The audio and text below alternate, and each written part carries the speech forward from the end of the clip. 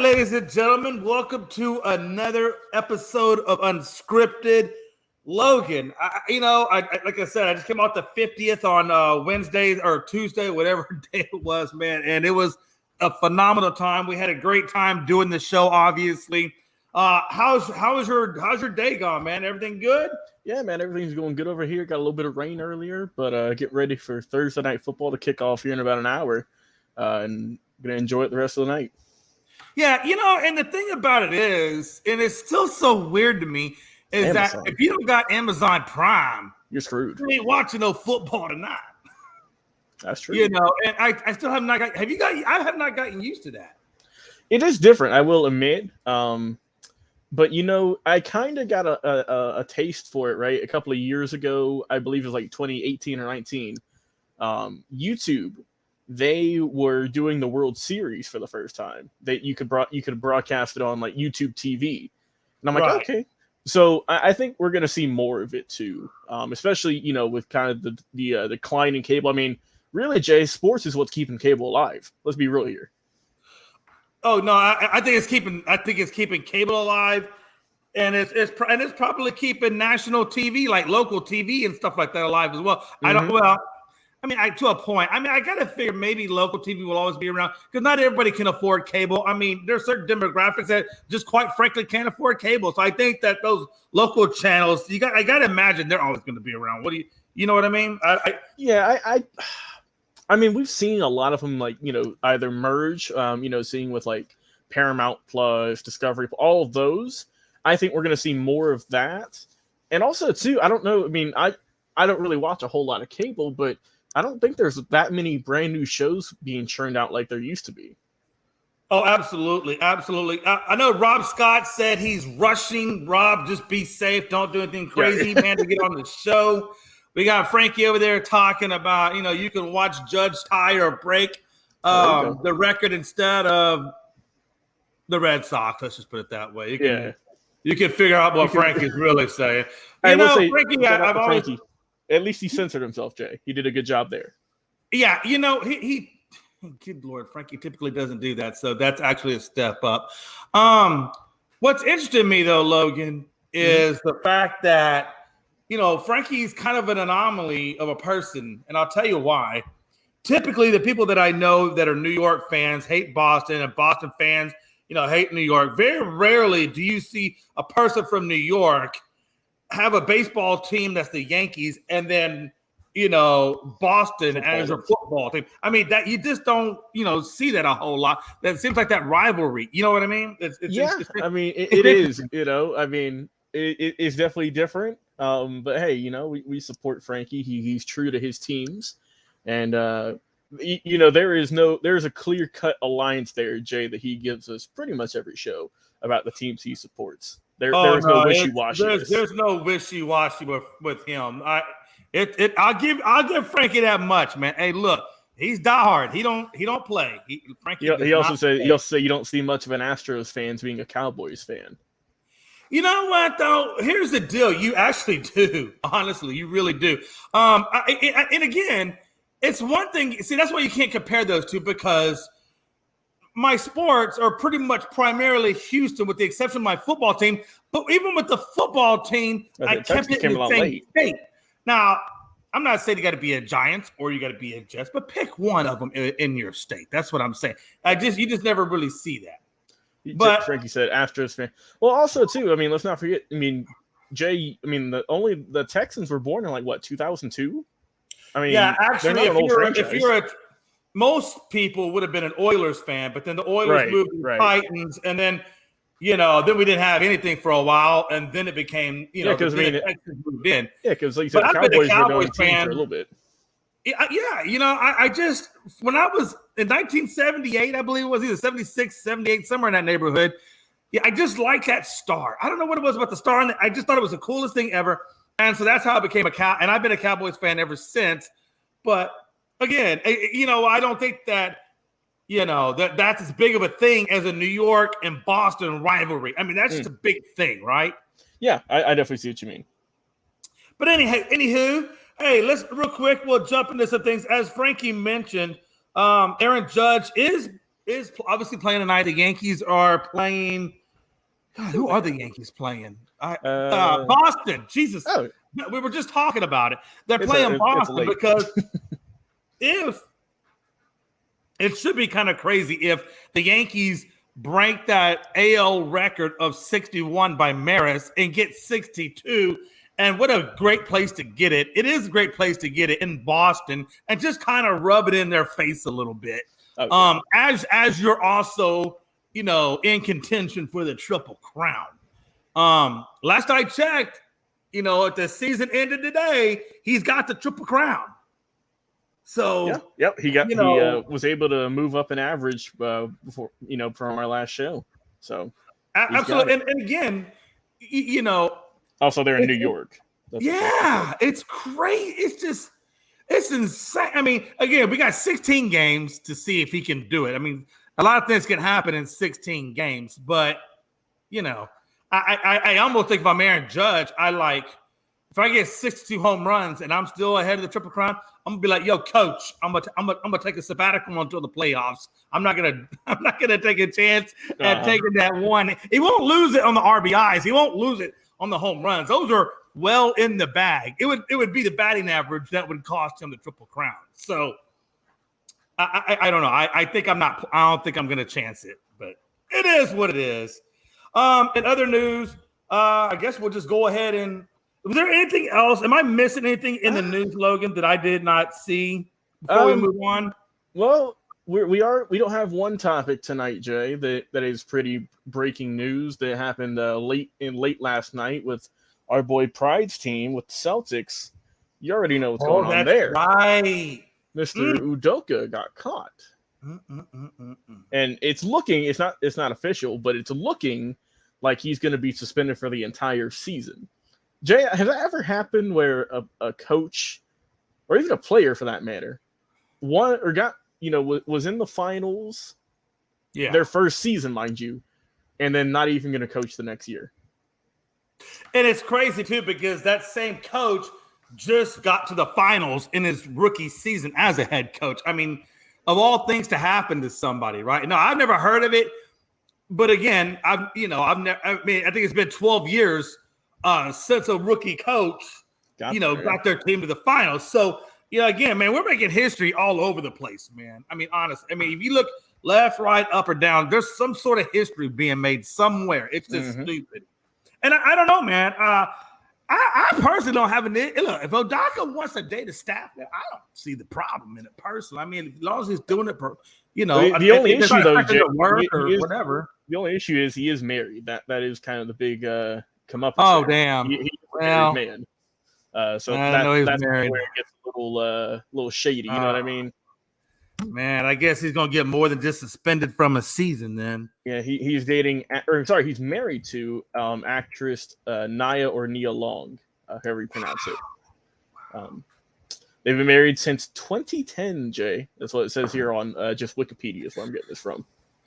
Another one bites the dust. Another one bites the dust. Yeah, ain't looking too good. And another one bites the dust. Hey, sometimes it happens like that, 12 years. Hey, look, it was a good run. We got a decade out of it. We're above the national average.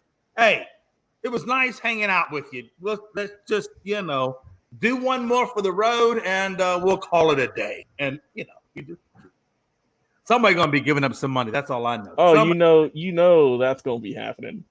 Hey, somebody giving up the money. That's all I know. And again, it's a sad state for Boston because their interim coach Hardy, their best interim coach, just took the job over in Utah. So now they're going to give it to some other schmuck. I forget the guy's name. That's why I said schmuck because nobody cares. Nobody knows this guy. He just.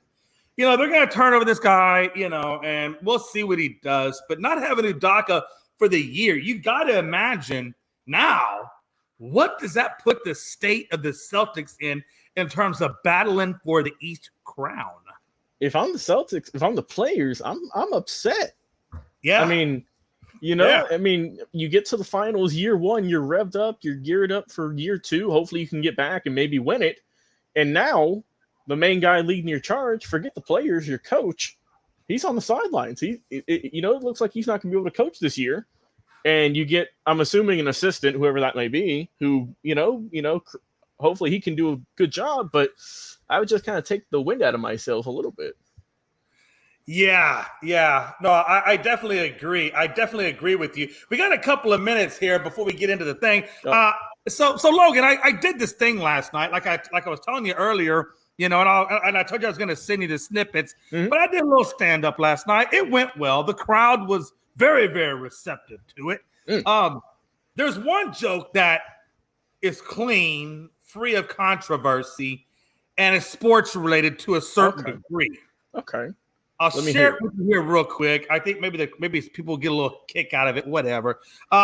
I noticed in my house there were alliances between my animals forming. The wife dropped off a hamster, which wasn't, I don't think, the best idea, considering the fact that I've got a big-ass dog, a cat, and a little small dog, and you're going to bring this hamster in. But, hey, you do what you got to do. So I realized early on that the cat and the dog were working together in this house. Like, for example, if I had some food on the counter and the dog, he's trained not to jump on the counter and things like that, the cat would just simply slide it off to the floor, and then the dog just gets carte blanche. So I realized early on, the cat and the dog, they're in alliance. They're working against me at this point. Then the wife brings the hamster over. So I put the little hamster, his name is Hippo. How weird is that? It's a hamster named Hippo. I don't name it, folks. This is what it is. I put the hamster in this ball, and I put the little lid on it, and I screwed it, and then I let the ball run free, and I said, roam, baby, roam. Now, if you know about my apartment, the floor is half laminate in the living room, and then half tile, which would be the kitchen. And apparently that's where that's like the neutral zone, or the DMZ, is the right there where those two meet. And so I go to the bathroom, I come back, somehow or another the cat has got the lid off the ball, the dog has got the hamster in his mouth. I come out, I see Blue. I said, Blue, drop the damn hamster. Drop the damn, I can't afford it. I got $7 to my name, and I'm not going to buy another hamster. Drop the ball. So he dropped it. And I realized, Logan, right then and there that I made the mistake of not knowing that the cat was 2 feet away. And the cat's like, yeah, drop that son of a gun. So then the cat comes up. The cat's trying to get the hamster. The dog's trying to get the hamster. I'm trying to get the hamster. And I look at the hamster. He looks at me, and I'm wanting him to go left. He goes right. And I said, just like the Cowboys, you run the wrong damn route. You run the wrong route. And then the dog grabbed the hamster again. Long story short, I was able to pry it out of his mouth. But yeah, man, it was pretty crazy in the McMahon house. But I don't know how he can't run a damn route. I mean, it was a simple, post route. And I don't know. It is what it is. All right, folks. I think I lost Logan. Maybe he got tired of my joke. I don't know. We're going to go ahead and get into this show, and I'm sure Logan will be right back. All right, let's see what's next on tap. Frankie's comment off there. Boop. Come on, Jay. There you go. All right, folks. Hey, look, we're going to talk a little college week 4 preview. Right now, it's looking the 4 games that I got. Oh, my little clock's not working. The 4 games we got on clock that are on tap that I think are going to be pretty interesting during this upcoming Saturday. We're going to start off with the Florida at Tennessee. Florida's ranked 20. Tennessee's ranked 11. They're going to be going at each other. If you know anything about this rivalry, Florida has dominated. I mean, just dominated this rivalry. Oh, man. Sorry about that, Jay. I mentioned it was raining earlier. The rain is back. And that's all right. Hey, I think it's coming off that hurricane that's going to the Puerto Rico and Dominican right now. Oh, man. Oh, yeah, I'm about to tell you, hopefully everyone over there is still doing good. Lace, I know, it's rough. It's been rough for a few days, but hopefully, we come on the better end of things. But, yep, I'm back. Oh, it's all good. So All right. we got into. I was telling them, we're going to kind of cover the 4 big rivalry games that are going to be on Saturday. We're going to start off with the Florida at Tennessee. Florida's ranked 20. Tennessee is actually ranked 11. We haven't seen Tennessee in these kind of rankings in a really long time. And, Florida's kind of been in and out, but never really even high themselves. But what we do know about this rivalry is for decades, Florida has made Tennessee their biatch. They really have. To the tune, Logan, that they've beaten Tennessee 16 out of 17 times. Ooh. Yeah. What do you before I get into it, what's your thought process on the Florida Tennessee game, and does Florida pull off the upset? I don't think Florida does. I think Tennessee under Coach Heupel, with Hendon Hooker, who's looked really good. Anthony Richardson, we know, came out the gates hot, Jay, but he kind of floundered in recent weeks. And I just think Tennessee's the better squad right now. I really do. I think their defense is top notch. I think that are they gonna be in Florida? Do you know? Or do you know where this game can be at? I believe that game's in Tennessee. Florida should be going on the road. So they got Neyland Stadium, which is some of the rowdiest college fans, sports fans you can go to. And Tennessee's looked really good this year. I mean, like I said, they beat Pittsburgh the other week, walk-off winner. They dominated Ball State. They dominated Akron. So they're beating the teams they need to beat so far, and this is going to be another tough matchup. But I think they can pull it out. I think it's going to be a close matchup, though. I think maybe a 7-point game. Yeah, I absolutely agree with you in that respect. Tennessee, for once, actually has a lot of things on their side, and specifically at the quarterback position in Hooker. He's got 42 touchdowns, only 2 interceptions, and 68% completion rate since taking over last year at week 3. So he's actually been doing extremely well. So that's a very big plus on the side of Tennessee. Florida, not so lucky. Again, they got Anthony Richardson, the rookie, but he's still learning the damn position. So I think that's going to be huge. The guy has thrown, since beating Utah, Logan, he's thrown 4 interceptions in the last 2 games and no touchdowns at all so far. And like I said, I think also just the inexperience of Richardson and the experience of Hooker. I think that's kind of what's going to be the difference.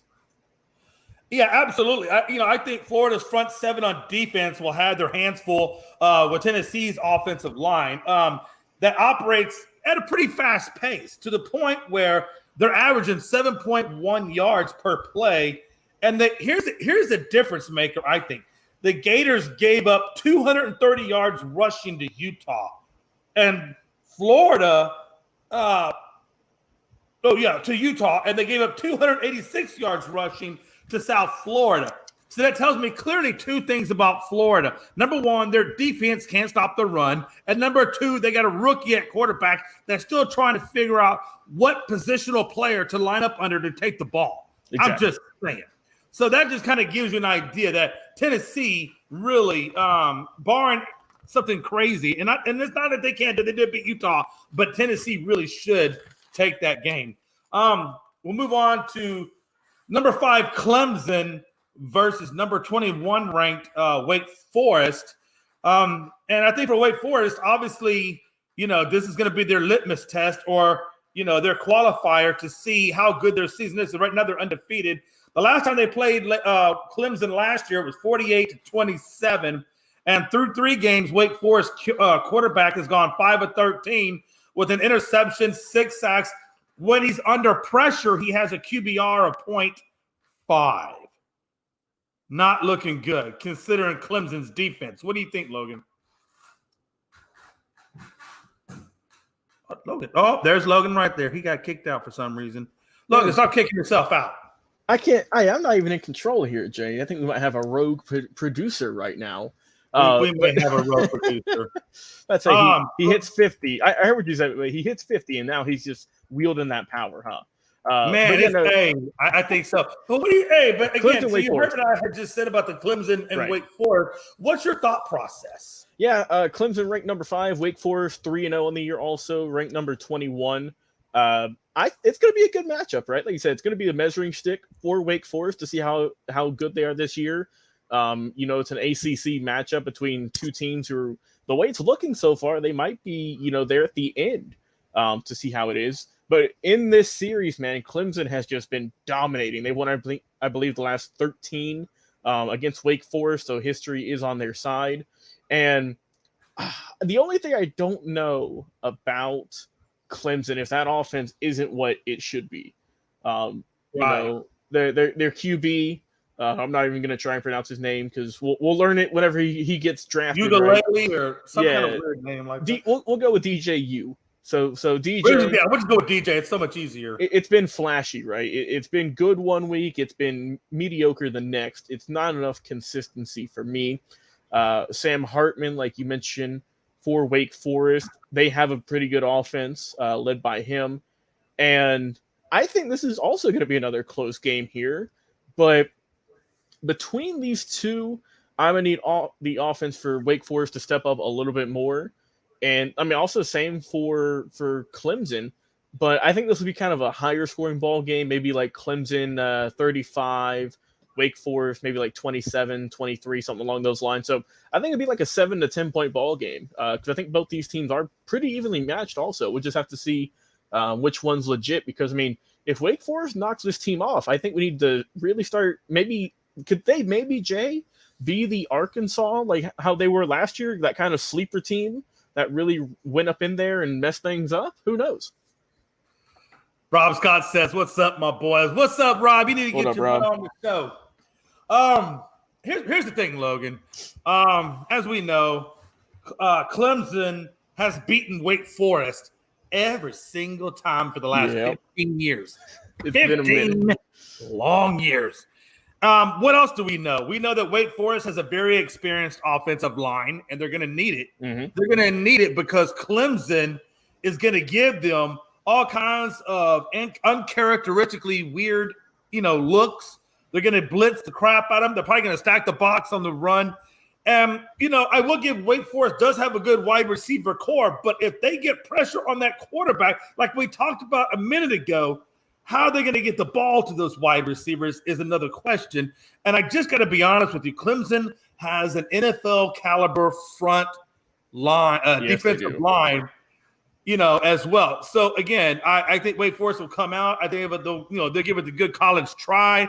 But again, Clemson is going to win this one. And I unlike you, Logan, I actually think it's going to be not as close. I think it's going to be probably maybe somewhere in the neighborhood of 42, maybe 42-17, 42-21, somewhere in that neighborhood. I think Clemson comes out and just gives them hell. We'll see how it goes. And then we move on to another really good rivalry. Mm-hmm. It's been a long-standing rivalry between Ohio, ranked number 3, and Wisconsin, unranked. Ohio does have an 89% chance to win. But as we know with Alabama, Texas, that doesn't always mean nothing because, again, we saw how close – honestly, I mean, that came damn near to the wire that we thought Alabama might lose that one. So, it is what it is. 17 years. 17 years, just like Wake Forest. It's been 17 years since Wisconsin has beaten Ohio, if that gives you a clue. It's going to be 18. It's going to be 18. Can they pull off the upset, Logan?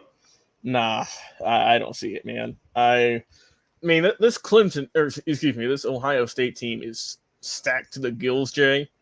I mean, you got C.J. Stroud, who's looked really good so far, looked great last year, looked really good this year, thrown for almost 1,000 yards already. 11 TDs also. And also, let's not forget Marvin Harrison Jr., the son of the Colts legend, our boy Gonzo's team. He's looking really good too. 5 touchdowns already on the season. Yeah. I think that it's gonna be, not a close ball game. Definitely the closest in terms of Ohio State so far. But I mean, like I said, this is their Big Ten opener. I think that it's going to be a cakewalk for them. I think the Badgers it's going to be one of those games where they maybe put up a good fight in the first quarter, maybe second, but then once the battle really starts going on, then I think we'll see Ohio State really pull out. Yeah, Frankie just came into the scene. I knew Frankie'd be here, man. Anytime Judge is going for what he's going for, Frankie gonna pop up. He ain't just gonna let it ride. All right, Frankie, give us some play-by-play. Boston is throwing 3 straight balls at Judge. Yeah, they're not gonna give it to Judge. They're not gonna let him get. I mean, you saw who was it? Pittsburgh, what they did last night. They were down by a million, and they still decided to walk him. Yeah, when it comes to Judge, if Boston is smart, they're going to do one of two things with Judge.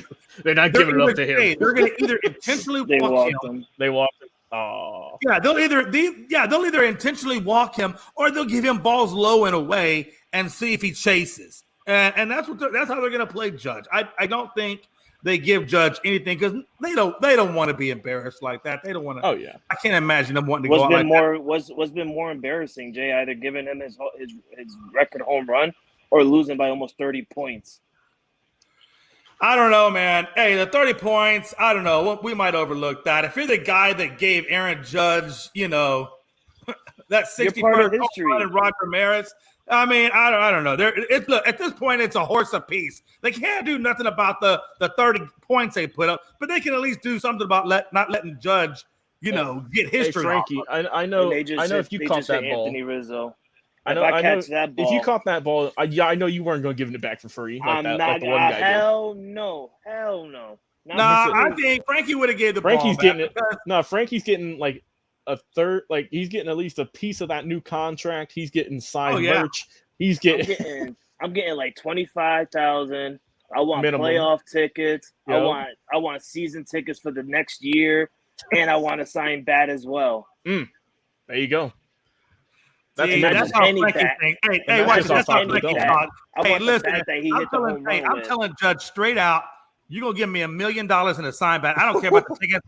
I'll buy some tickets. If I got $1 million, I'll buy some playoffs. And that's where Aaron Judge is just going to smack the shit out of Jay. Yeah, that's where he's going to smack you. That's fine, because you know what? He smacks the shit out of me. You know what? And then you get even more, Jay. Then you'll get even more money. 20 or 30 million. So we're good. Let's go. Batter up. Jay said, I'm trying to make him mad. hey, so I can take that smoke all Gleyber Torres. You suck. All right, hold on. Damon, who's even App State playing? Hey, listen, they're playing the Sox. Is that what you were asking? No, who's Appalachian State playing? They're playing James Madison. Sure, Damien, yes. Yeah, nobody cares about Appalachian State. Yeah, they beat A&M. Hey, good for them, but they're not ever going to be a ranked team. So it's like a bottom feeder. I don't pay attention to bottom feeder. Watch them end the year ranked, and then we'll replay. Oh my God! All I seen was Damien, and then all I see is APP. I thought he was talking about like some appetizers. I thought he ate appetizers 3 times in a row for a second. So when you get Applebee's, you get apps 3 times. Hey, this Wisconsin game, it is still kind of big because it's obviously a Big Ten opener for both teams. I think if Wisconsin does have any sort of a chance to beat Ohio, it's going to have to be with their run, clock management. They do have one of the best defenses in the nation, though, and that could be their strength. So I think if they're going to have to run the ball, control the clock, play great defense. That's really, I think, about the only way that they can take it away from C.J. Stroud and company. You're right. Interesting stuff. I will say this. Hey, Wisconsin's always been a running team, but this year so far they've been pretty balanced at 781 through the air and 655 on the ground. So I think that could be an interesting game move against Ohio if Ohio can and I know they will. I mean, I honestly cannot imagine Ohio losing to Wisconsin, but if so, that's the upset of the night. Hey, listen, you ain't lying. Well, I don't know. The Wake Forest over Clemson would be pretty big too, though. Yeah, but at least Wake Forest is ranked, though. At least Wake Forest is ranked. If Ohio loses to Wisconsin, they're definitely not in the top 5. They're going to drop. Oh, you're not. So then we go on to the last game that I put in there, and again, it was Arkansas versus A&M, and that's just because man, that's an old-ass rivalry game. And we all know A&M is still trying to get back in the rankings. Probably Arkansas is too. I think it's going to be battle of the weaknesses, Logan. I think it's going to be A&M's 99th ranked passing offense at 208 yards versus Arkansas's 131st ranked passing defense, which gave up 335 yards. So I wonder how that's going to play out when both teams' weaknesses mirror each other. Yeah, it's going to be a tough matchup with these two squads. And I think Arkansas, they got a good program. They've been on the rise recently. A&M, we know they got that tough loss under their belt already. So I would think Arkansas would get the win in this one. I don't know. I'll go 35, and I'll go A&M 24-27. Close ball game though. But like you said, I think we might see kind of a breakout in the offenses for both these squads this week. Yeah, I mean, absolutely. Again, the Aggies have struggled against Arkansas. As we saw last year, they gave up 272 yards and a loss at 20-10. Hogs lead the country with 17 sacks, Logan. That's true.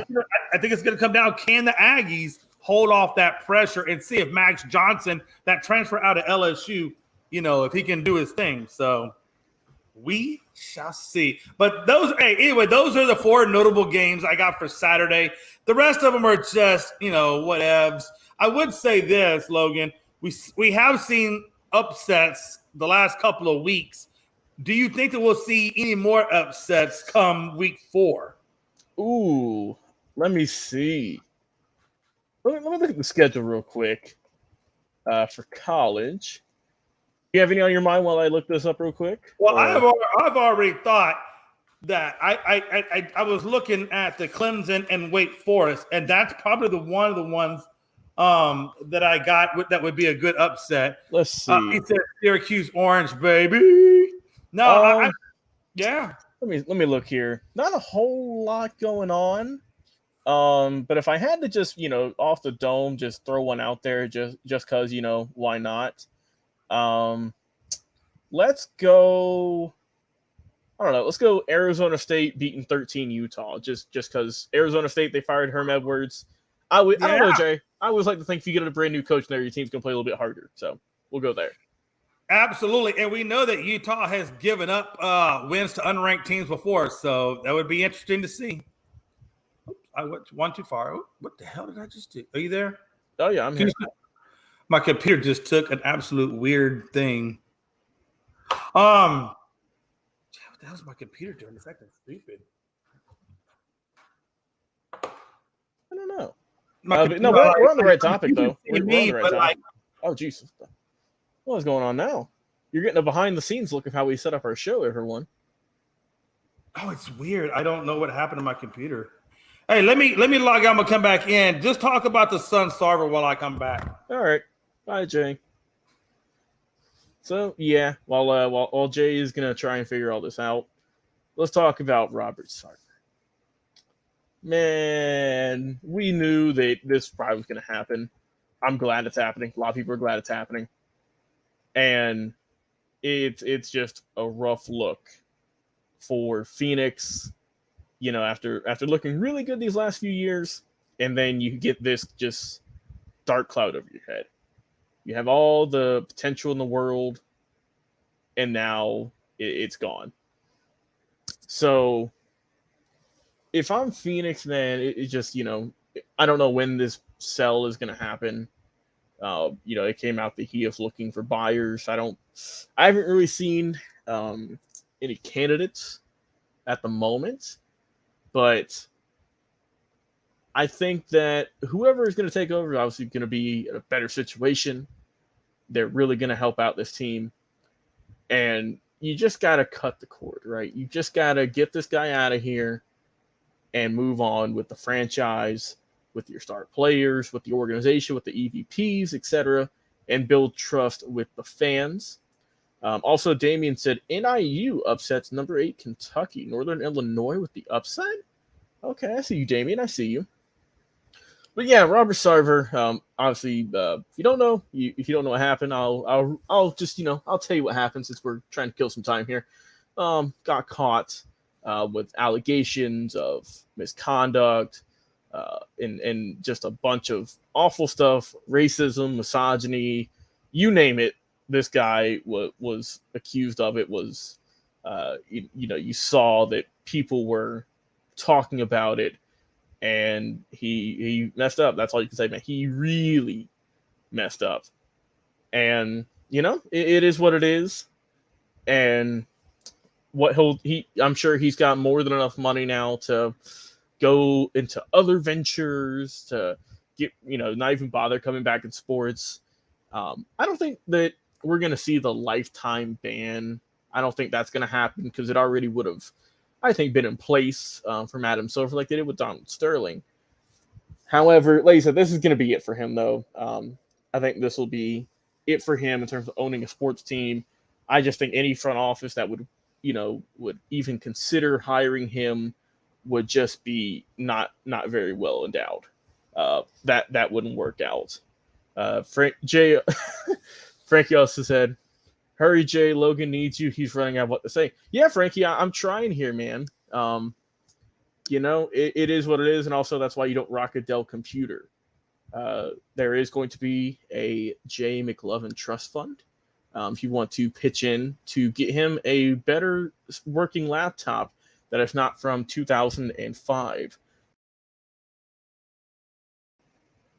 Oh, and here we are. And here is Jay. Man, I don't know, man. Hey, I'll tell you, man, every now and then my computer just basically says, Jay, you were doing so good that we're going to screw you over today. Well, Jay, I pretty much gave the life story of Robert Sarver. Yeah, if you want to keep talking about him, you can. Hey, look, I just have a couple. The biggest thing I had was, we said it before, that when they came down with the suspension of 1 year and $10 million, that it was going to be another Donald Sterling situation. Now, they did not actually go out and say, okay, he has to leave. But at the same time, indirectly, they kind of hinted that. They kind of did, yeah. You know what I'm Also, Damien, let me comment on that, Jay. Damien put, can't be any worse than Brett Favre and Boston coach controversy.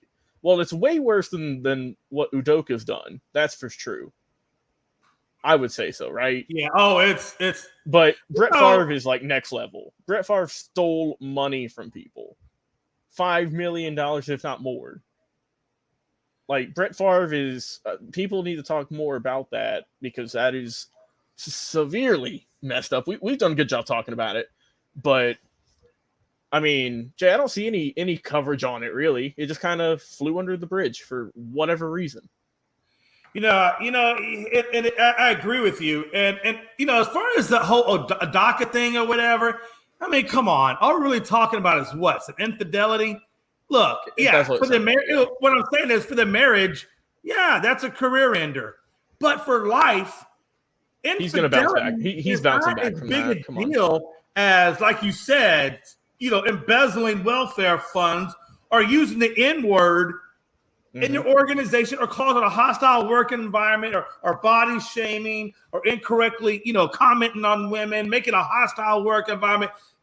These are legitimate gripes and complaints. Exactly. Well, yeah, exactly. So, but you had to know Sarver was going to go, right? Yeah. Good riddance to him. And it is.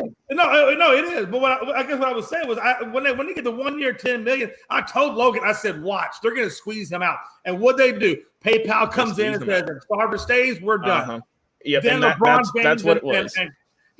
James, Chris Paul, all these other basketball players, they were all trying. And you knew it was just going to happen. They weren't going to. That's what they did to Donald Sterling, rightfully so. And that's what they were going to do to Sarver. And that's why I was saying earlier, I'm surprised they didn't do that initially at the beginning like they did to Sterling. They just waited a little bit longer and said, okay, now I guess it's the time. But I'll say this. He did come out, Sarver did, and he said, I'm a man of faith.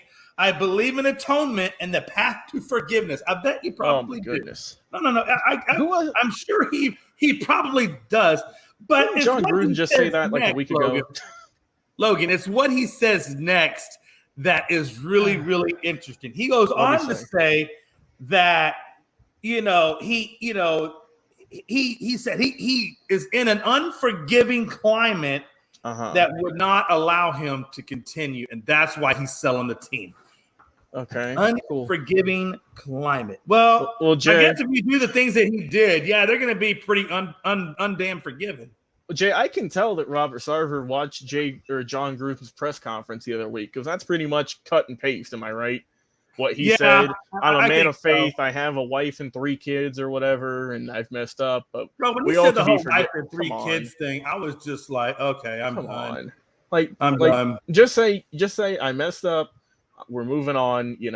I apologize, and that's it. Don't bring all this into it. I think what people were looking for from him was to just say, look, I screwed up. Right. I did some things I shouldn't have done. And my level of accountability is going to be that I sell the teams and work on myself to become a better human being. And then you just leave it at that. You dissipate off into the sunset with your billions and billions of dollars. Hot take from Damien. He said Goodell needs to learn from this and get Dan Schneider and Robert Kraft out of the league. Oh, man. Ooh. You know what? I don't think it's going to be that much long before probably. I think Snyder might be the main one. I think it's going to happen to Snyder. I think everyone hates that guy. I think everyone hates that dude. Fucking Snyder. I don't know how Robert Kraft, he ain't going to be making it much longer. And he would have already been kicked out by now. Hey, look who showed up today. And he's got a Batman shirt on.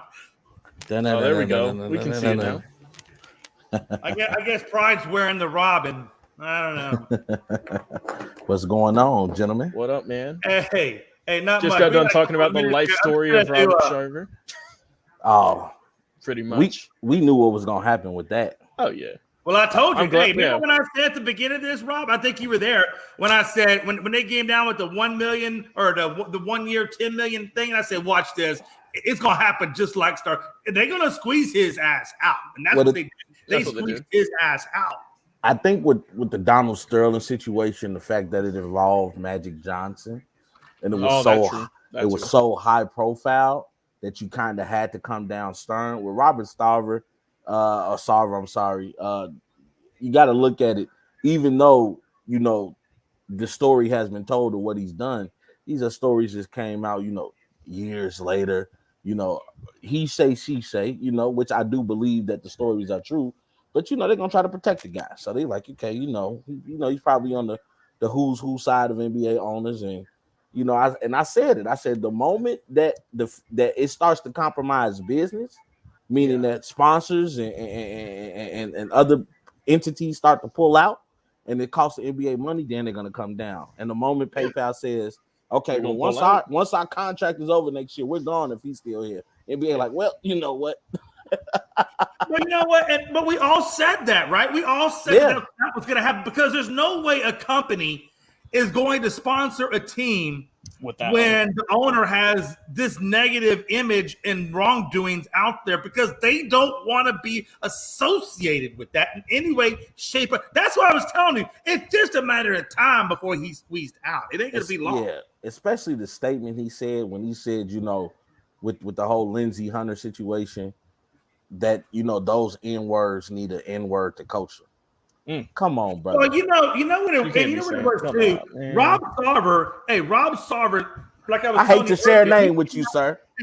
He came out and said the whole atonement, and he's going to work on himself. He's going to be better. He's going to take this time off. He's going to take the negativity away from the franchises, allow them to do their jobs. He's going to work on himself. And then he was basically hinting that he would come back, after that year, and everything would be sunshine and rainbows.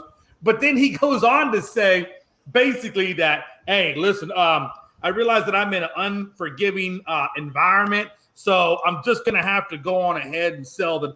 Yeah, you're going to have to sell the team. Nobody wants to be around that crap, no matter what you think, You know what? He was hoping that the situation would get Brett Favre, Because we were just talking about that. Let's be honest. I mean, that's an actual crime, Rob. When Coach Ime Udoka, consensual scandal, gets more news and media coverage than Brett Favre stealing from the poorest state in the United States of America, something is wrong.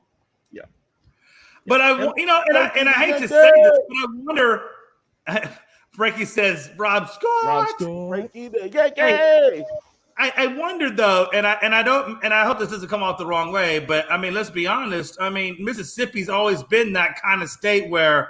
Oh no, that's not coming off the wrong way. That's facts. Like, you know what I'm saying? It is factual, Mississippi always just been kind of like that, you know. And so I think that's why he hasn't gotten nearly as much, even though it should have. Oh, it should. You know, but Mississippi should have nothing to do with the company that's located in Bristol, Connecticut, or a company that's located in Los Angeles, California.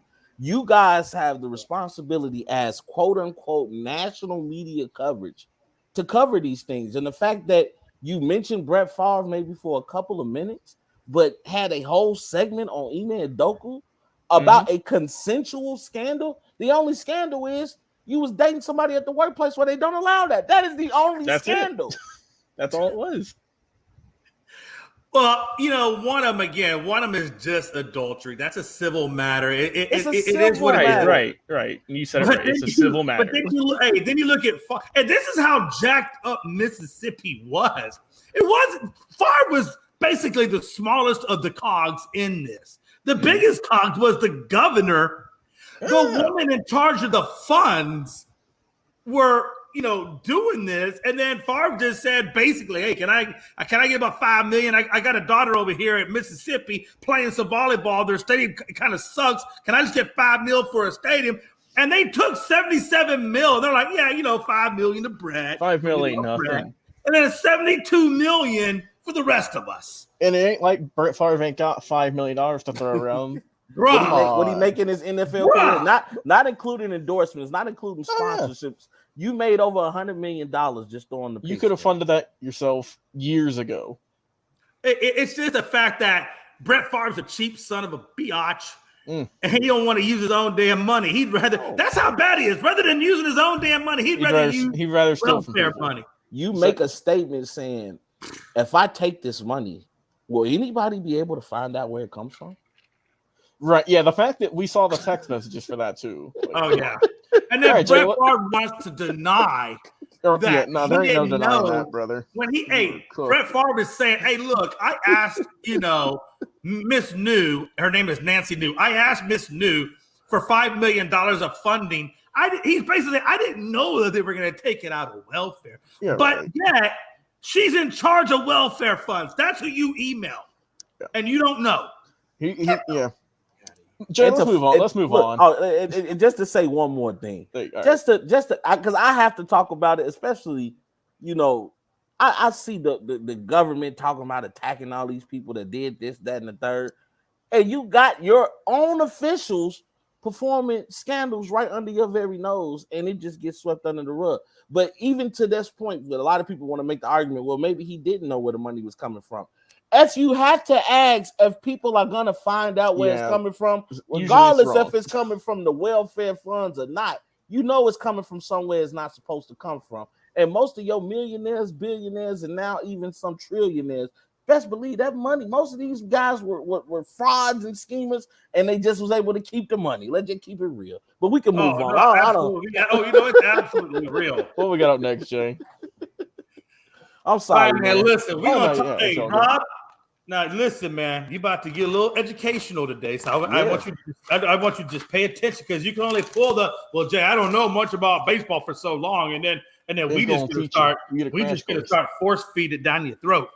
Listen, so Rob's like, "Come on, man, come to." Well, you gave such a spirited speech on Aaron Judge. I mean. I mean, I've actually been paying attention, and now I'm looking at the home run count. I want to see, can he get to 62? That was the magnum opus. I was on a roll that day. Look, man, everybody knows and has been talking about, to the point where Jonathan Mathis has put up 30 posts about the Dodgers on Facebook. And if I see another Jonathan Mathis, and I love Jonathan, but if I see another post on the Dodgers, I'm about to go nuts. And I don't know. It's just too much. He worse than Frankie, man. And we all know how Frankie and Pride are about their teams. I'm just saying. But no, man, everybody thinks these damn Dodgers are like they have no kryptonite. Like they're not, they have no weaknesses, because their record's 103-45, 696 winning percentage. I will give you, it is the 12th best record in modern baseball history. I'll give you that. But it doesn't mean that they don't have weaknesses. It doesn't mean that there's not gaps somewhere in there. I will tell you right now, if you look at it, the gap between the Astros and the Mets is the Dodgers in the middle when it comes to winning percentage, World Series winning percentage, according to the betting books. They give the Dodgers at 28.1. That puts them right in the middle of the Astros and the Mets. I will tell you right now, Logan, outside of Betts, Trey Turner, and Freeman, the most damaging thing about their offense is the depth in which they have. Would you agree? If someone goes down on that team, they're pretty much, it's tough for them, right? Their bench ain't really feeling it. It's an older bunch. I'm not saying they're super old, but I mean they've seen a lot. They've played a lot of games, and I mean, Jay, I'm not putting them as the favorite. They won 106 games last year, and they didn't win the World Series. They have over 100 this year. I mean, I don't care what you do in the regular season as long as you make the playoffs. Jay, to me, once you make the playoffs, everyone's even. Oh, yeah, no doubt about it. I mean, regular season, who cares how many games you won and lost? Once you get to those playoff games, you're all 0-0. So, I'm not. Plus, also too, I mean, they lost to the Braves last year 4-2 in the NLCS. So, I'm not putting them as favorites just because I don't like the Dodgers. But hey, I do think they're a good team. With the amount of money that's on that payroll, this is expected, right? This isn't a shocker. Oh, absolutely. Where I see the cracks in this team are the hittable, or I should say strikeoutable players that's on their team. I'll give you an example. There are 6 hitters that have a 120 on-base percentage and 10-plus home runs. Cody Bellinger is a weakness on this team. Joey Gallo is a weakness. Chris Taylor is a weakness. They're all very doable outs. Trace Thompson is a very strikeout a bull person. Okay. The Dodgers' biggest weakness is their predictability. What I mean by that, the Dodgers are a pull team. 41% of the time they pull the ball. That makes that team exploitable to pitchers and the shift. The starting rotation is good. I'll give you that. At 2.68, they're good, but they have cracks in that starting rotation. Number one is injuries. We know that Kershaw just came off an injury. I tell you, with Clayton, you got to be very careful with Clayton because Clayton can be fragile at times. Yep. So I don't know how well he's going to perform all the way through the postseason up until a point of the World Series if he gets that far. Again, Buehler, Gonsolin are out. We know Buehler's done for good because he's going through Tommy John, so he's no longer there. We also know Gonsolin, I think he has a forearm strain, and they pretty much are having him out or most likely doubtful to come back and finish the season or even get into the playoffs. So that's 2 big guys you're losing right off the bat out of your rotation. That's basically your right-handers. So now that makes you more predictable because now your aces, your quote-unquote aces, are left-handers. So your 2 aces are Urias and Kershaw. So they got aces by default because of Buehler and so forth. The strikeout rate is 4th in the National League. Mets are 1st. The Mets are at 34% strikeout rate. The Dodgers are at 25% strikeout rate. So clearly you can see the starting pitcher has issues. The lineup has weaknesses in it. The bullpen is pretty tough. They got a 2.95 in ERA. But again, the bullpen is hurt. They've got injuries to Hudson, who has a torn ACL, done for the season. Gonzalez, Trainin, Gasterol, all on the IL. No telling when they'll come back. Your closer, your quote-unquote closer, Craig Kimbrell, looks every bit of 34 years old, to the point that he's got a 4.05 ERA. And that's what you want for your closer. Again, that's another weakness. So again, my point to say this is there are definite weaknesses within this team. And if you had the right manager at the helm, you can exploit those weaknesses. And this team can be beat and not actually win a World Series or even make it out of the NLCS. Because you got to imagine Braves are looking pretty good. Mets looking pretty good. I mean, one of those teams can beat these Dodgers. They did it last year. There's no reason why they can't do it again this year. Logan? Yeah, I don't see the Dodgers getting it, man. I think, man, they better. For their sake, they better win another title because one championship, in the last however many years, with as much money as they're paying, they're the National League equivalent of the Yankees. Am I wrong? Oh no, you're right. You're right. I'm about to say. Also, Rob, you should know who Trace Thompson is. That's Clay's younger brother. I'm just saying, but yeah, I'm not putting them as the favorites. I ain't doing that yet. So Rob, I think didn't he play Clay Thompson? Didn't he? His brother used to play for the White Sox, didn't he? He's played, but he's on the Dodgers now. He's played for a bunch of teams. He's I remember him when he was with the White Sox. Yeah. Hey, watch this. Rob's like, damn, I actually do know Clay Thompson. and his father, Michael, right? Michael Thompson used to play for the Lakers back in the day. The moment we switched to NBA, I'm all ears. All right, I got one more quick topic, and then we're going to be talking some Mayweather and McGregor. So just give us 2 more seconds, Robin, and I promise you, your expertise will be back in a full effect. I am here, my boy. Hey, real quick, Logan. So these are the 2 biggest series that I see left remaining in the final 16 games leading to the postseason. Right, the first one that I have is Astros versus Tampa Bay. Now, we just saw the Astros sweep Tampa. And I say they swept them, Logan. They swept them. The first 2 games, Tampa Bay scored 0 runs. In the entire 3-game series, they only scored 2 runs. Yeah. So that was the first part of that leg. Now, September 30th to October 2nd, I look at that as a huge series in the AL because you got to remember, Yankees are pretty much going to lock up the 2nd seed. Astros will get the 1st seed. Now we got to figure out who are the Astros going to play, who are the Yankees going to play come the 2nd round after the wild card round, right? So now we got to figure out, who's going to be in the wild card. And that's why this is crucial for Tampa because Tampa, if they don't win this series or if they don't at least keep it, close between now and the 16th, they could find themselves on the outside of the wild card race. Right now, the Astros, like I said, swept the series.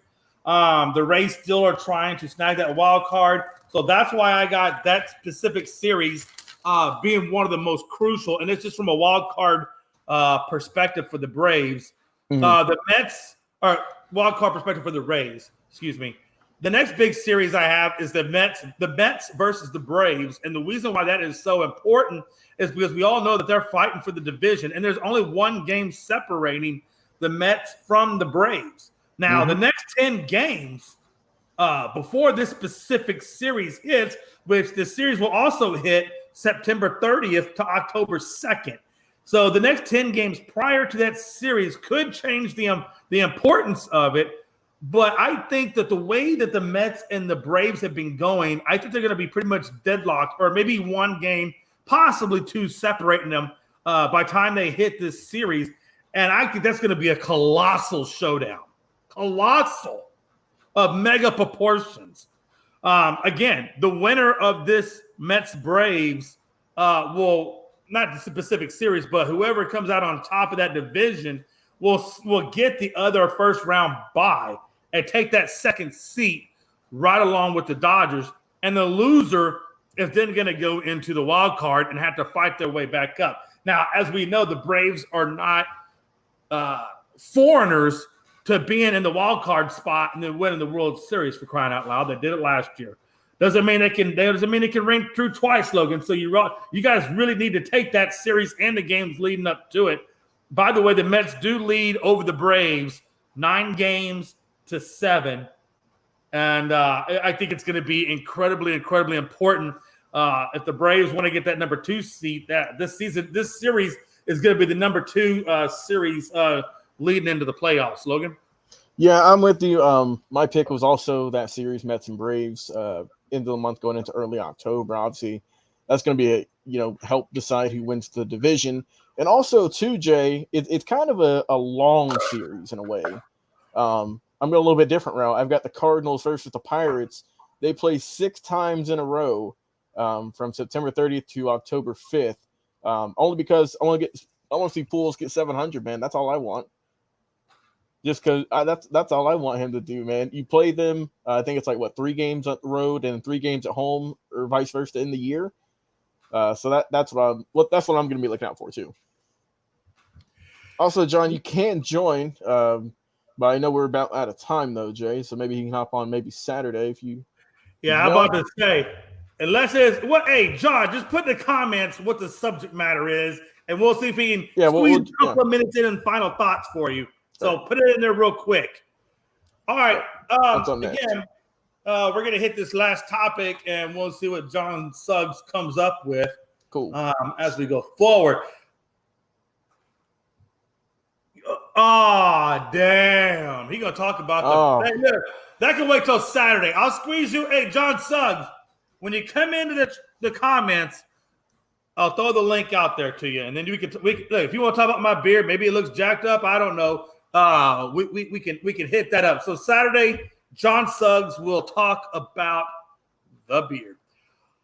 Okay, Rob, here we go, baby. McGregor versus Mayweather, part 2. Mayweather's 45 years old. They're talking about, he said the fight is in the works. Not possibly talking about it, not thinking about it, not fantasizing about it. They're actually putting it into the works. The only question mark about this is, will it be an actual fight or will it be considered an exhibition?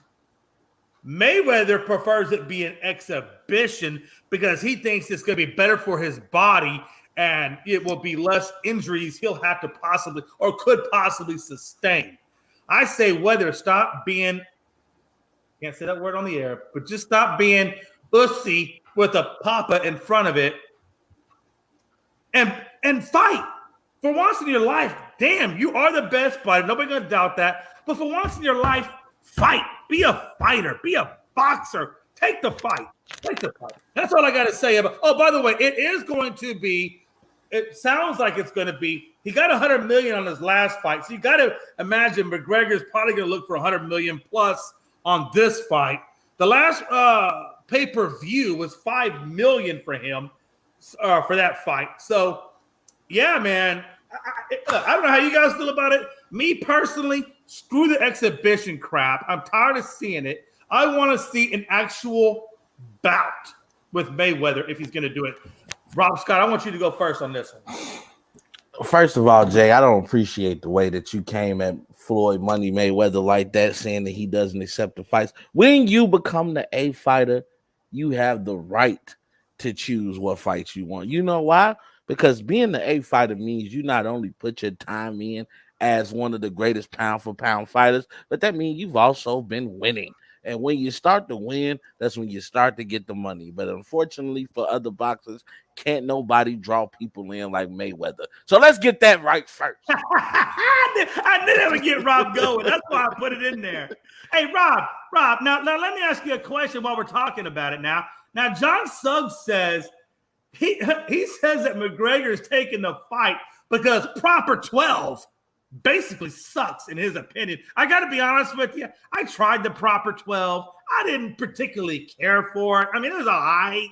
Well, I think his sales went down, honestly. Yeah. Maybe not even just due to the taste, but it's also due to his antics. I mean, when you're knocking out old men and, you're knocking out old men, but then you go in the ring and after all these things you talk, you break your leg and you can't finish the fight. And for the last couple of fights, honestly, besides the fight with Cowboy, McGregor's been on the losing end in those fights. Oh yeah, people kind of people don't talk about that. That's like how if Ryan Reynolds starts doing a bad movie or two, people ain't gonna be buying his chin. Now, Logan, my question for you is: Mayweather says he prefers to fight guys like YouTubers. I believe was it Logan Paul that he fought, or was it Jake Paul? I can never keep those two straight. One of the two. Logan. Anyway, he fought one of the Logan Paul. Okay, so he says he prefers to fight a guy like a Logan Paul or a UFC fighter like McGregor because he says that their punches don't quite hit the same as somebody that's an actual trained boxer, and that's why he's preferring these fights later, after the retirement phase. Because let's be honest, Mayweather been retired for a little bit now, right? So, let me ask you this: and I know Rob about to kill me. No, Rob, I'm coming back to you on that because I got to give Logan his opportunity because I did ask him the question. Logan, what do you think about that, man? What do you think about his comments about basically saying that these are lesser opponents that have less prowess on punching versus an actual boxer? It's just talk, Jay. Come on. This man is trying to promote a fight. And when you're trying to promote a fight, you will say anything that you want to get people to buy it, to see the other guy want to knock you out. But we saw what happened last time these two fought. It's been a few years now. But, I mean, I'm sure people are going to pay for it. And, God, we know you're going to cost you a pretty penny for it. But people just want to see famous fighters. I mean, because both these two are fighters, right? Go at it. And the reason people bought the Logan Paul fight with Mayweather is because he's, a giant YouTube star. A lot of people know him. And a lot of people hate him and wanted to see him get knocked out. Oh, absolutely. That's one of the main reasons. And absolutely. I'm sure, a lot of these people love McGregor. A lot of these people love Mayweather. Well, there's also people who can't stand him. So they're also going to buy this to see one of them get knocked out. Mm-hmm. Greg, I wouldn't want no more. Lovers and haters of them. So yeah, I agree with you. My question is: so if these guys fight, look, Rob. Decision. I mean, let's be honest, Rob. If these two guys fight, but if these two guys fight, is it just another Mayweather win? And we're basically throwing our money away if we take the pay-per-view on this? Well, I haven't purchased a pay-per-view in a while. That's a story for another time. But Rob, because you go to all the events, right? Yeah. I'm there in person, Yeah, exactly. But I'm gonna tell you guys this though. Mayweather is smart, okay? He realizes that I can make easy money by fighting fighters that don't have as nearly as much skill as he does, and he can break the bank because his name is Mayweather. People are dying so much to see the spectacle of boxing. I don't even think people want to see boxing. They just want to see the spectacle. You like to see all the celebrities in the audience and the boxers coming down and seeing what celebrities are coming down with the boxers and, just the various interviews with various celebrities throughout the night.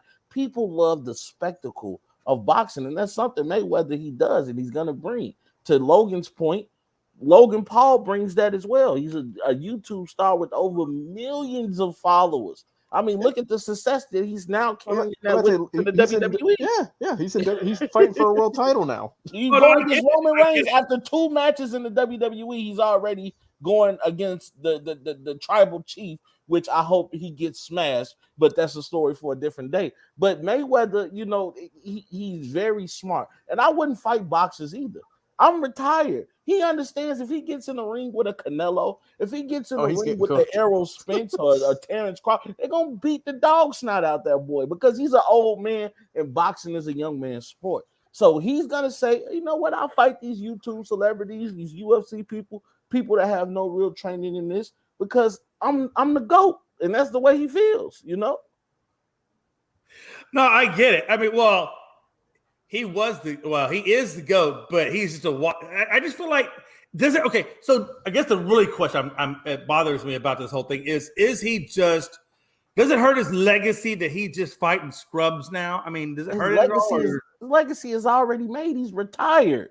That's like watching Kobe Bryant go to the Rucker, rest in peace, and drop 60 on somebody after he's been out the NBA for 10 years. I mean, you never lose it. I mean, it's all muscle memory. And to be honest, right? But I mean, I was just watching a video on Instagram. Mayweather still trains as if he's about to fight. Now, of course, the intensity is not the same because he's not getting into an actual match. But I tell you right now, Mayweather right now at 40-something years old is in better shape than a lot of people that are playing professional.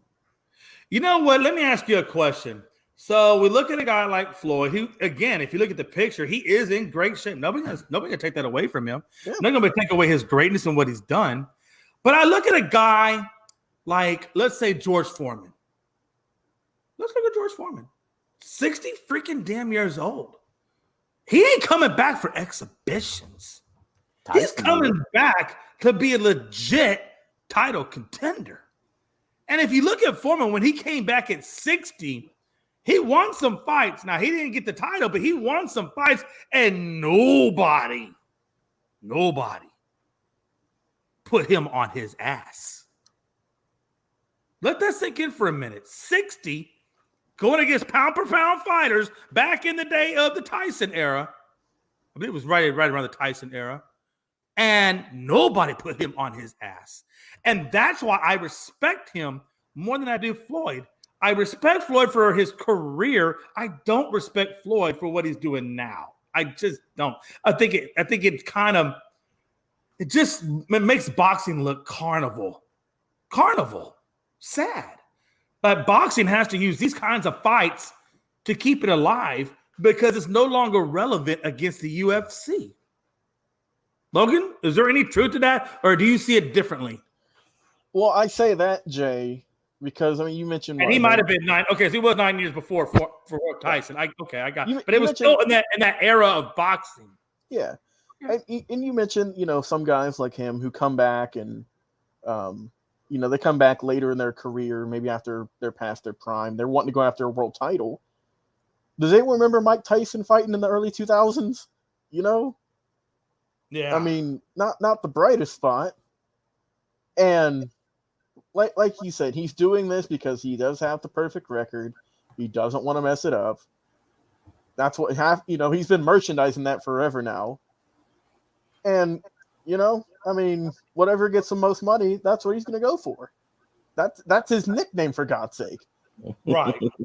So he don't care. He's done his work. He's won his titles. And now if he just wants to make a quick buck off of this, if he wants to fight once a year and make more money than all of us ever could combined, more power to you. But I get your side of it, though. I get your side of it. Figure paydays. I mean, I can see that side of the coin, too. By the way, John, Foreman probably is having a hard time walking around. He is 73 years old as a boxer. So let's just look at it is for what it is. But no, I see your point, Logan. I mean, I'll be honest with you. I'm not going to say I would want to turn $100 million down. I think that'd be insane for anybody to turn down $100 million. So, I mean, I can see your point as well. I mean, I think I see both sides of the coin, but I do think that boxing, I don't think it'll ever go away, but man, it's definitely lost some of its luster. Like nowadays, I look at boxing as just, When I was back in the days of Lennox Lewis, Macho, or what's that one dude's name? The Hispanic dude that was lightweight, Camacho or Hector Macho Camacho. Yeah, when I remember that dude, and I remember Holyfield, those boxers. I mean, the ones that just like you couldn't help but watch the sport because of it. And I just don't see that in boxing anymore. I think it's just kind of faded out a little bit. What do you guys think? Or am I wrong? I mean, what do you think about boxing? I think it's went down just because the rise in UFC over the last 25, 30 years. Let's be real. Yeah. Once that really came into national view, a lot of people switched to that because I mean, boxing is just throwing hands, and MMA is all of that and then some. And you can go ahead. Yeah, I was just gonna say, I just think the fight game in general has lost its luster. They don't tell stories anymore. I mean, back in the day, we had the stories of Tyson and him being the knockout artist, and then him finally going against Holyfield, and we like, okay, we got a guy right now with a chin. If Tyson can't knock him out, can he still win the fight? You saw the story of the rise of the Lennox Lewises, the Klitschko brothers. We saw some great fighters in that time. The Oscar De La Hoyas, the Floyd Mayweathers, even the Canelo. I think Canelo was the last great story ever told in boxing right now. They're trying with the Charlo brothers. They're trying with Tyson Fury. But I think right now you've kind of lost that luster of a lot of people don't know what's going on in these sports. And again, to Pride's point and Gonzo's point, there's too many entities within boxing and within you don't know who's the champion of what. Is he the WBF champion, the WBC champion, the IBF champion? It's too much. There's too much going on. You look up, it's 4 middleweight champions. Right? Yeah. You're not wrong. And like I said, John Suggs makes a good point. I mean, I'll be honest with you, I get what Mayweather did, because from a business perspective, Mayweather did better not going to war, not facing you up, doing the dancing moves, putting a jab here and there, and winning on points. Mayweather's always about winning on the points. And there's nothing wrong with, I get from a business perspective, it's smart. From a money management, it's smart. But for the sport of boxing, it's not smart, because people don't want to pay $70 on TV, or God knows what they're paying in the ring, to watch a guy run around. That's boring to me. It was smart for him. Right. I think that style of boxing is the reason why he's made so much money. Right. Because to Logan's point, now you're paying to watch him lose. Yeah. I'll tell you, a fly can go with an elephant 20 ways from Sunday. The elephant's never going to hit the fly. Okay? But again, and again, for him personally, it was great. But for the fan watching, it's not. And I would much rather go see a UFC fight than a Mayweather fight, because I feel like I'm going to get more for my money watching that. I don't want to see a guy run around. I want to see punches. I want to see block. I want to see two guys duke it out. I don't want to see that. I don't want to pay for that. But for again, to a boxing to a boxing person, to a person that like loves it, not the casual fan, man, if you was watching Mayweather fights, they were absolute masterpieces, bro. To just watch. What I'm saying is, hey, you can go toe to toe, be quick, and dodge punches too. I mean, you can. He never got credit when he did stand and fight. See, people and that's what I'm saying. I've watched a lot of Mayweather fights. So he didn't stand in there. He didn't stand in there and fight Canelo. He didn't stand in there and fight Marcos Madonna. He didn't stand and fight Juan Manuel Marquez. He didn't stand and fight against Miguel Cotto. Miguel Cotto was the first person to make him bleed. So that's what I'm saying. He never got credit when he stood and fight. Everybody wanted to bring up when he used his defensive prowess, but that's why he goes down as one of the greatest defensive fighters ever. But he's been in the ring where he stood toe-to-toe with people, and there was nothing you can do. He told Miguel Cotto, I'm going to come fight you. And he came and fought him. He fought that man, and he won. Even Miguel said, I respect him.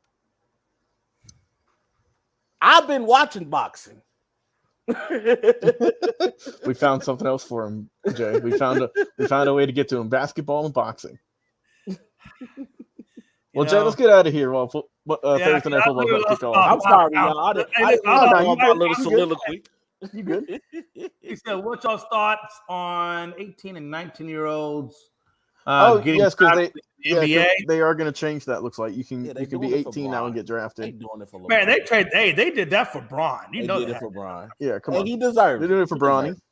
Let's be real here. LeBron has done enough in the NBA. I'm not. It's not like it's a big difference, right? It wasn't like this is something brand new. I mean, this is this has happened before.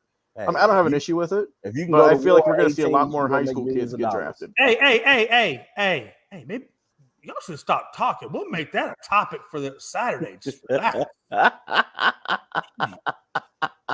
Y'all Stay tuned. Listen, man, you know what you people need? You need PRs to tell you when to just be quiet. You're giving away all the good stuff. Hey, you know what though? I don't know if everybody understood the history that they saw. I'm not saying this hasn't happened in a long time, but to see Jay, Logan, and Frankie the Yankee all on the show together, the original Unscripted crew, I was enjoying it. That was beautiful. Man, it happens every once in a blue moon, man. You know, hey, Frankie over there out popping out babies, but I still told him he should go see Mari, but he ain't listening. Oh Lord Jesus. Let's get out of here, Jay. Right.